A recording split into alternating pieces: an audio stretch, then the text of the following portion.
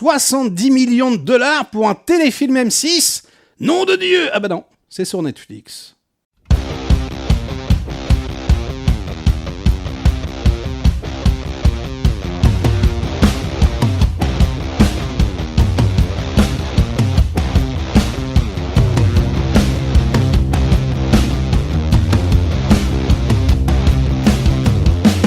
Hey, salut les cinéphages, c'est Merej, et aujourd'hui on vient parler du tant attendu...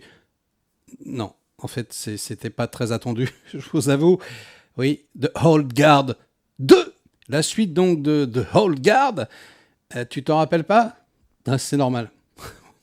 Moi non plus, j'ai dû aller revoir ma critique de l'époque pour me rafraîchir la mémoire. Et c'est vrai que c'était un nanar cosmique quand même, avec des immortels menés par Charlize Theron. Ouais, c'est la dernière immortelle, elle est méga badass. Parce qu'elle est toujours badass, Charlize, on va pas se mentir. Et puis elle a une grosse hache. Et voilà. En gros, c'était ça. Et là, c'est la suite. 70 millions de dollars. 70 millions de dollars. Ok, franchement, on dirait... Alors, c'est pas qu'on dirait, c'est un téléfilm, là. Mais c'est filmé comme un téléfilm. Mais c'est hallucinant. Donc la réalisatrice, elle s'appelle Victoria Mahoney. Elle a fait que des séries télé. Du coup, c'est plutôt logique. Voilà. Une facture très télévisuelle, on va dire. Et je pense que les 70 millions de dollars, ils sont là pour payer les acteurs, mais pour les payer ensuite après. Parce que vous savez que sur Netflix, ça se passe comme ça. Vu qu'il n'y a pas de diffusion au cinéma, et vu que les acteurs sont censés toucher normalement un petit plus, lorsque ça passe, ça repasse, tout ça, et des questions de droit... là, Netflix, ils allongent la sauce directement. C'est-à-dire que les acteurs sont très contents. Ils tournent, 3 semaines, 1 mois, dans un gros navet, mais ils palpent un maximum. Et là, je pense qu'il reste, 20 millions peut-être pour le film. C'est hallucinant, j'ai jamais vu ça. On dirait un Steven Seagal direct to DVD. C'est l'enfer, mais le vrai. Une horreur hallucinante. Netflix, mais que se passe-t-il ? Alors c'est vrai qu'elle a... Si tu me regardes, algorithme, je m'adresse à toi. Vous y allez pas avec le dos de la cuillère quand même, quand vous êtes déceptif. Pour les séries télé, il n'y a rien à dire. Bon, il y aurait 1 milliard de choses à dire en réalité si on prenait une loupe et qu'on allait voir à gauche à droite. Mais c'est vrai que vous inondez tellement avec des trucs de qualité que vous noyez quelque part toute la médiocrité et on ne s'en rappelle pas. Et c'est vrai que finalement, quand on termine une année, on se dit hey, Netflix, ils ont quand même enchaîné des bonnes grosses sorties. Il y a quand même tout un tas de séries étrangères, coréennes notamment. D'ailleurs, allez voir ma petite vidéo sur les 10 meilleures séries coréennes. Vous allez kiffer, vous allez découvrir des trucs incroyables. Bon bref, je m'égare un petit peu. Donc sur les séries télé, ils savent faire, vraiment. C'est les meilleurs. En termes de streaming, ils assurent. Mais pourquoi ils n'arrivent pas à faire de films ? C'est quoi le problème ? Déjà, pourquoi tu vas prendre cette meuf qui a jamais rien fait ? Et c'est vrai que ça arrive souvent. Très très souvent, ils prennent des réals qui savent faire que dalle.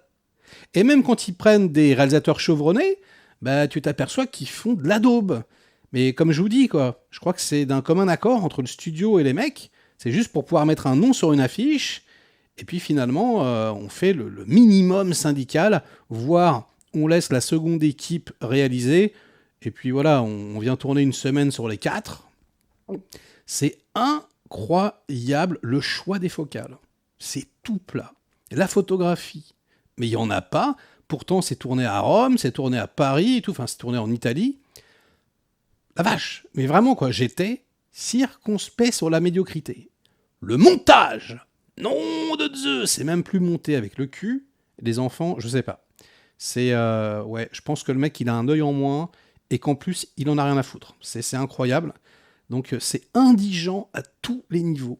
Il y a quasiment rien. Alors, il y a un tout petit peu de stead, mais sinon, c'est caméra à l'épaule, quelques plans fixes. Ah si, il y a des petits mouvements de grue de temps en temps. Oh là là. Enfin voilà, histoire de faire illusion, pour pouvoir monter une bande-annonce. J'imagine que je n'ai pas vu. Dites-moi dans les commentaires si elle est bien. Et puis en plus, ils vont chercher de bons comédiens quand même. Je dis plutôt, donc, il y a Charlize Theron, il y a Matthias Schoenaerts, mais qu'est-ce qu'il fout là ? Il était déjà dans le premier. Chiwetel Ejiofor, donc c'est pareil, lui, qui a disparu, il fait plus que dalle, c'est incroyable. Veronica Nyo, qu'on avait vu dans Les Derniers Jedi, notamment.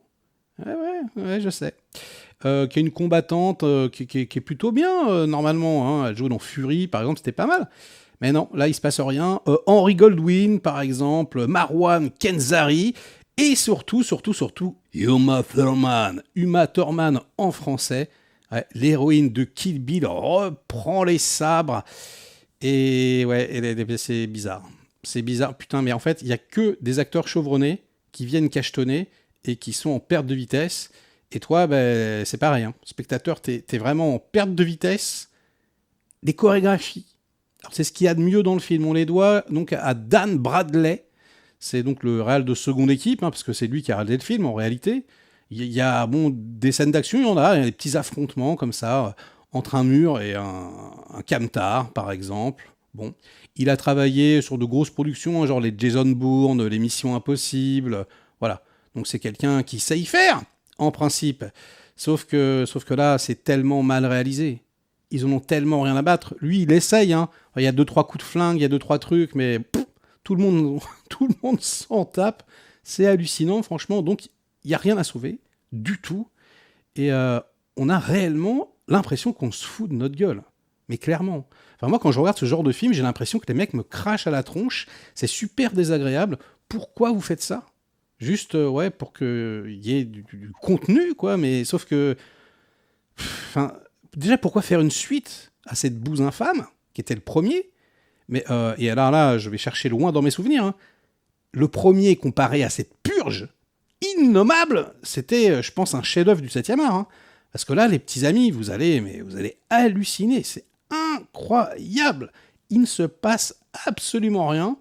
Et du coup, les seules péripéties que le téléfilm nous propose, finalement, bah, ce sont des peines de cœur. Ouais, t'as couché avec lui et ouais, en fait, tu m'as abandonné parce que... mais rappelle-toi, tu m'avais promis que... Mais en fait, non. C'est génial. Franchement, c'est hallucinant. Je peux pas vous dire autrement. Une purge, mais comme rarement j'ai vu, à s'en face-palmer toutes les 3 secondes, à se taper la tête sur la table. La musique, il n'y en a pas. Alors ça, c'est sympa. Alors, il y a une espèce de truc qui passe, hein. Mais c'est des bruitages un peu, c'est quoi ? Je sais pas, une nappe sonore, je ne sais pas, c'est expérimental. Et ça se trouve, c'est génial, hein, je suis peut-être passé à côté. Bref, la prestation des comédiens, parlons-en, parce que oui, ils sont très connus, ils sont beaux, ils ont eu du succès, mais là, ils font le minimum, du minimum, du minimum, du minimum. Putain, mais c'est l'enfer, et même Charlize Theron... D'ailleurs, c'est très bizarre, parce qu'ils sont censés être immortels, mais ils ont besoin de lifting, hein, quand même. Ouais, ben ça, c'est la magie. Enfin, remarque, on commence le film, ça, c'est pas un spoiler, hein, c'est d'entrée. Ouais, on se rend compte que Charlize Theron, en fait, elle est plus immortelle. Donc, du coup, elle a peut-être fait un lifting dans le laps de temps, je sais pas. Peut-être, elle se dit des rides, là, attends, j'ai vécu des milliers d'années, je vieillissais pas, et puis là, non, allez, hop, lifting. Bon, bref, c'est un putain de cauchemar. Du coup, je vais arrêter cet avis à chaud ici. Les petits amis, fuyez cet étron comme la peste. N'essayez pas de regarder le 1 non plus, hein, je vous préviens. Et sur ces entrefaits, nous allons maintenant jouer à l'image subliminale. Roulement de tambour, attention. Ah, je vous ai choisi un film fort à propos.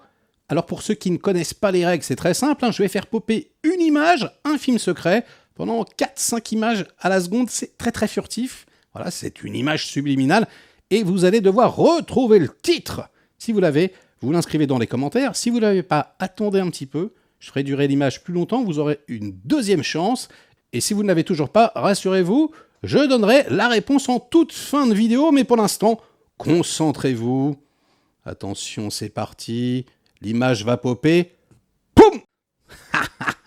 Voilà un très grand film que je vous propose aujourd'hui. Je sais qu'il y en a qu'on trouvait, évidemment, c'est pas très difficile. Alors, vous l'avez.